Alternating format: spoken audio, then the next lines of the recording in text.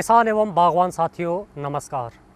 खेतीबाड़ी की जानकारी से संबंधित कार्यक्रम में आप सभी का स्वागत है, अभिनंदन है।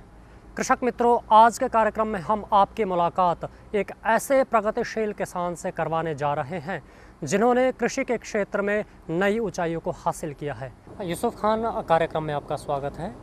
जैसे अक्सर देखा गया है कि अच्छी शिक्षा हासिल करने के बाद कृषि की तरफ बहुत कम लोग जाते हैं, इसको करियर के रूप में बहुत कम लोग अपनाते हैं। आपने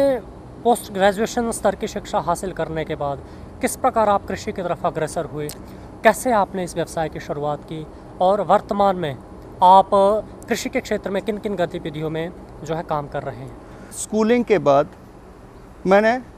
कृषि विश्वविद्यालय पालमपुर में दाखिला लेने के बाद मैंने ये सुनिश्चित किया, उसी वक्त मैंने ये प्रण ले लिया कि हम काम करेंगे खेती बाड़ी के ही सिलसिले में, मैं अपना कोई प्रोजेक्ट करूँगा।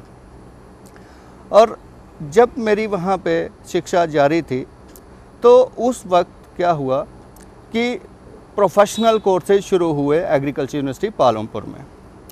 और मैंने मशरूम कल्टीवेशन को as a professional course opt किया, क्योंकि अब शुरू से ही प्रोफेशनल कोर्स ऑप्ट करने के बाद फिर उसके बाद जो मेरी एक इच्छा थी कि चलो मैं पोस्ट ग्रेजुएशन करूं, तो पोस्ट ग्रेजुएशन मैंने माइकोलॉजी एंड प्लांट पैथोलॉजी में doctor Y S. Parmar university of horticulture and forestry से की। तत्पश्चात मैंने थोड़ा सा अनुभव लेने के लिए एक दुनिया की सबसे बड़ी मशरूम इंडस्ट्री है, उसमें मैंने as a general manager production join किया, और सन 2000 में उसमें मैंने पूरा अनुभव लेने के बाद, पूरे प्रैक्टिकल तौर तरीके सीखने के बाद मैंने ज़िला ऊना में एक छोटी सी लैंड नंगल सलंगड़ी गांव में ख़रीदी और यहाँ पे अपना छोटा सा मशरूम के ऊपर कार्य शुरू कर दिया। डॉक्टर यूसुफ खान, जैसा कि हम देख रहे हैं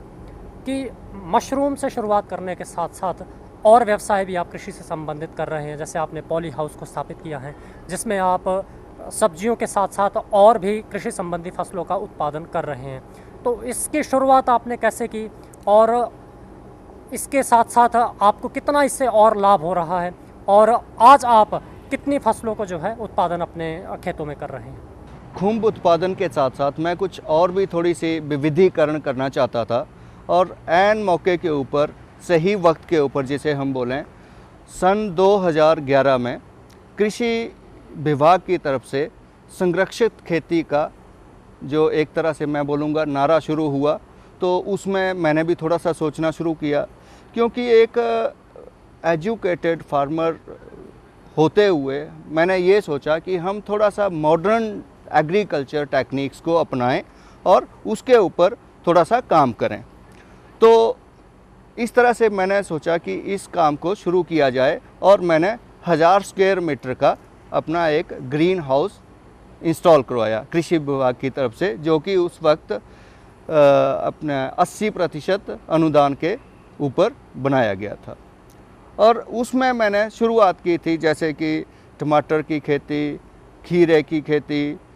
इस तरह की हमने 2 फसलें ली, और खीरे की खेती एक मिसाल के रूप में उभरी। उस टाइम पे ये थोड़ा सा लोगों में धारणा उत्पन्न हो गई थी ज़िला ऊना के किसान कि हमारे ज़िला ऊना के जो पॉली हाउस हैं करीब करीब फेल हो रहे हैं, और यहाँ पर इसकी खेती या ये जो एक काम है सरकार का उपक्रम है, ये शायद गलत है। तो जब मैंने इसका बीड़ा उठाया कि हम करके देखें, क्योंकि सारी की सारी जो साइंटिफिक इसके नॉर्म्स थे उनको अडॉप्ट करते हुए जब मैंने खीरे की खेती शुरू की तो बहुत ही सफल फसल आई इसकी। और उस वक्त मैंने क्लॉज इंटरनेशनल कंपनी की एक वैरायटी लगाई थी, F1 हाइब्रिड था, हिल्टन F1, और उसको मार्केट में भी, लोकल मार्केट में भी बहुत ही सराहा गया, बहुत ही पसंद किया गया। पहले यहाँ पे लोगों में धारणा ये हुई कि ये जो खीरा है, पार्थेनोकार्पिक खीरा जो था, ये चंडीगढ़ या दिल्ली की सब्जी मंडियों में ही बिकेगा। लेकिन क्योंकि मेरी कुछ सोच अलग थी, जो हम यहाँ की प्रोड्यूस को दिल्ली और चंडीगढ़ भेज देते हैं, मैंने ये पाया कि हम इस प्रोड्यूस को यहाँ लोकल मार्केट में ही लोगों में थोड़ा सा इसको एक बार सामने लेके आएँ, लोग भी इसे टेस्ट करें और देखें कि वाकई ही ये चीज़ कैसी है। जब मैं यहाँ पे ऊना में लेके गया तो हमारे यहाँ भी यही बोला गया यहाँ नहीं बिकेगा। मैंने इसकी जो खूबियाँ थी वो बताई, जैसे इस खीरे में बीज नहीं होते, इसका जो क्रिस्पी टेस्ट रहता है और ये वैसे दूसरे खीरे के अपेक्षा बहुत स्वादिष्ट है और इसको छीलने के बगैर सलाद के रूप में खाया जा सकता है। तो लोगों ने इसे बहुत पसंद किया और उसके बाद मार्केट अपने आप लोग रोज़ ढूंढते थे कि वही खीरा चाहिए हमें। तो धीरे धीरे मेरा जो एक लेवल ऑफ कॉन्फिडेंस था वो बढ़ता गया। तो इसके बाद पिछले इसी साल में एक और तरह का ग्रीन हाउस जिसे हाईटेक ग्रीन हाउस बोला गया वो आया, क्योंकि गर्मियों में जो नेचुरल वेंटिलेटेड ग्रीन हाउस है ऊना में कोई 2 महीने के आसपास कोई फसल नहीं ली जा सकती। तो इसके लिए ये जो ग्रीन हाउस है अपना हाईटेक ग्रीन हाउस, इसको लाया गया। तो इसको देखते ही मैंने एकदम से हाँ कर दी कि ठीक है, हम भी इसको इंस्टॉल करके यहाँ शुरू करेंगे। और मई 8 को जब ग्रीन हाउस बन के तैयार हो गया तो हमने उसी दिन, एक दिन भी ज़ाया या व्यर्थ ना गंवाते हुए हमने मई 8 को ट्रांसप्लांटिंग जो कैप्सिकम थी उसकी शुरू कर दी। उसमें कुछ हमने येलो कैप्सिकम और कुछ रेड कैप्सिकम और कुछ ग्रीन कैप्सिकम, तो ये 3 तरह की हमने इसमें कैप्सिकम लगाई। और आज की डेट में आप देख सकते हैं कि ये फुल प्रोडक्शन में है। जब कहीं भी शिमला मिर्च नहीं आ रही थी सब्जी मंडी में, तो हमारे ग्रीन हाउस में जुलाई से प्रोडक्शन शुरू हो गई थी और अब तक ये प्रोडक्शन में चल रहा है। क्योंकि आज के युग में अगर आप पढ़ लिखने के बाद खेती करते हैं, जैसे मैं कर रहा हूँ, तो मुझे किसी पेस्टिसाइड की या किसी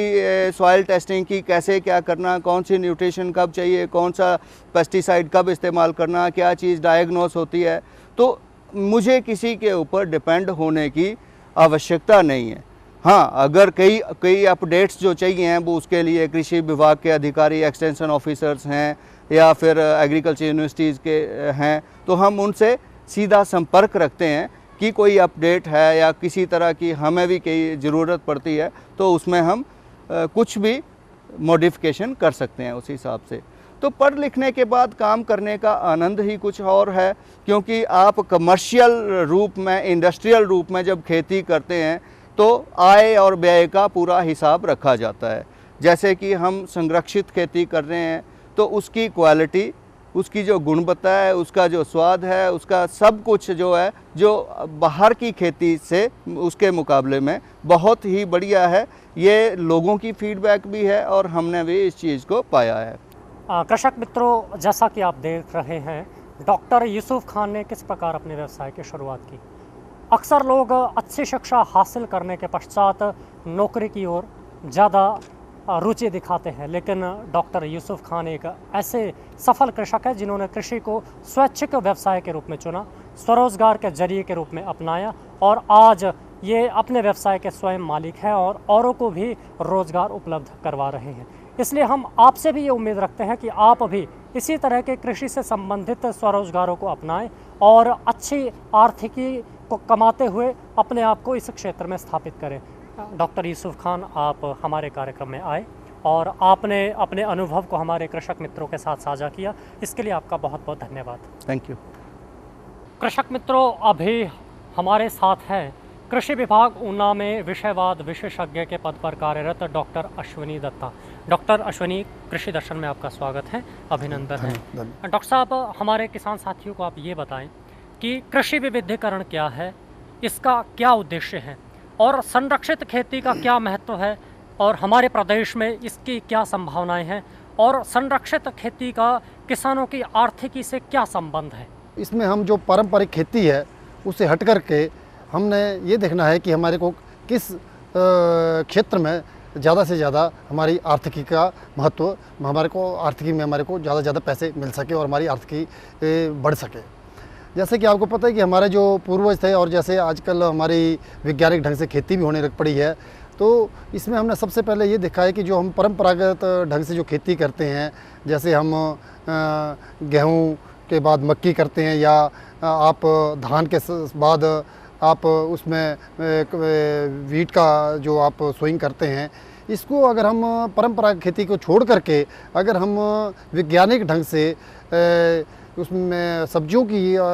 फसलों को तरफ अगर ज़्यादा ध्यान दें, तो इसमें एक तो हमें अधिक हमारे को पैसा मिलेगा, और इससे जो हमारे जो बेरोज़गार युवक है उनके लिए एक रोज़गार का एक बहुत ही अच्छा मौका मिलेगा। जैसे कि आपको पता ही है कि हमारे देश में इस वक्त हम चाइना के बाद हमारा दूसरा नंबर है फल और सब्जियों में, लेकिन हमारी जो प्रोडक्शन है वो हमारी कई देशों से बहुत पीछे है। तो इसको हमने बढ़ाने के लिए हमने सबसे पहले हमारी सरकार ने जो आपका पॉली हाउसेस है इस पर जो है आजकल विशेष ध्यान दिया है। इसमें हमने देखा है कि हमारे को जो सरकार है वो 85% अनुदान भी दे रही है, और इससे मैं ये देखता हूँ कि जो हम बाहर सब्जियाँ को जो हम नर्सरी वगैरह तैयार करते हैं, अगर हम इसको पॉली हाउसेस के अंदर तैयार करें तो इसकी एक तो गुणवत्ता ज़्यादा अधिक होती है, और उससे हमारे को जो है जो कीटनाशक वगैरह उसमें कम लगते हैं, फफूंदी नाशक रहित होते हैं, जिसमें कि आपको आजकल हम जो मॉडर्न तरीके के साथ जो नर्सरी हम तैयार कर रहे हैं, जिसमें हम कोकोपिट, वर्मीकोलाइड, परलाइड, जो हम इसकी जो कोकोपिट जो है आपको पता ही है कि ये आपका नारियल का जो छिलका होता है उससे हम तैयार करते हैं, और ये एक ब्रिक की तरह होता है जिसको हम पानी में बीच रख देते हैं, और उसके बाद उसको हम जो इसका उपयोग कर लेते हैं। और इसके बाद हम इसकी जो रेशो है जो मैंने अभी बताया आपको, कोकोपिट, परलाइड, वर्मीकोलाइड, ये जो हम 3:1:1 की रेशो में हम जो है इसको जो है ट्रेज में जो है इसको डालते हैं। इसमें सबसे बड़ी बात ये कि जैसे कि आपको पता है कि आजकल जो हाइब्रिड सीड्स है वो काफ़ी महंगे हैं, और उसका जो है अगर हमारा एक भी बीज अगर ख़राब हो जाए तो हमारे को उसमें हमारे काफ़ी क्षति होती है। इस क्षति को दूर करने के लिए हमने आजकल जो हमें जो ट्रेज जो है इसमें जो न्यू टेक्नोलॉजी हमारी चली है उसमें हम ट्रे टेक्नोलॉजी के द्वारा जो है हम इसमें जो है 3:1 की रेशो में इसमें ट्रेज में भरते हैं, और उसके बाद हमारे पास एक बिल्कुल बराबर की डेप्थ, ना कि उसमें ज़्यादा डेप्थ होगी, तो उसकी एक हम यंत्र बना करके उसमें सेम डेप्थ की उसमें जो है हम एक बीज डालेंगे, ताकि हमारे सारे बीज जो है एक साथ ही अंकुरण हो। और बाहर जो हम खेती करते हैं, बाहर भी हम नर्सरी करते हैं, उसमें हमारे को जैसे आपको पता है कि बरसात के टाइम में हमारे को 10-15 सेंटीमीटर जो है बेड रेज करना पड़ता है। आप हमारे को 1-2 मीटर तक हम चौड़ाई कर सकते हैं, और लंबाई आप अपनी सुविधा अनुसार कर सकते हैं। लेकिन सबसे बड़ी बात है कि जो बाहर हमारी जो नर्सरी रेज करेंगे वो उसमें कई बार हमारे को कई तरह की प्रॉब्लम्स आ जाती हैं। आपको पता है कि आजकल क्लाइमेट चेंज बड़ा भारी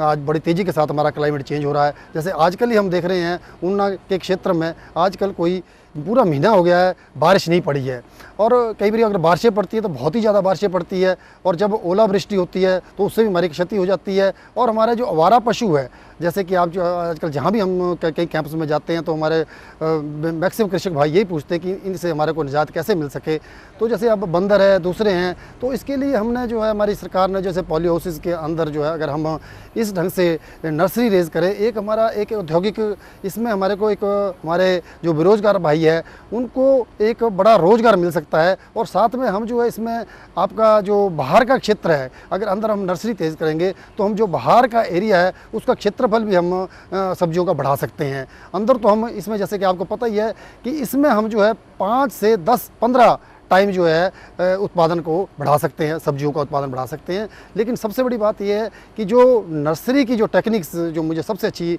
लगी है, जो छोटे किसान भाई, जो लघु किसान कृषक है, जो ज़्यादा पैसा नहीं खर्च कर सकते हैं, तो उनके लिए एक रोज़गार का एक बहुत ही अच्छा साधन है।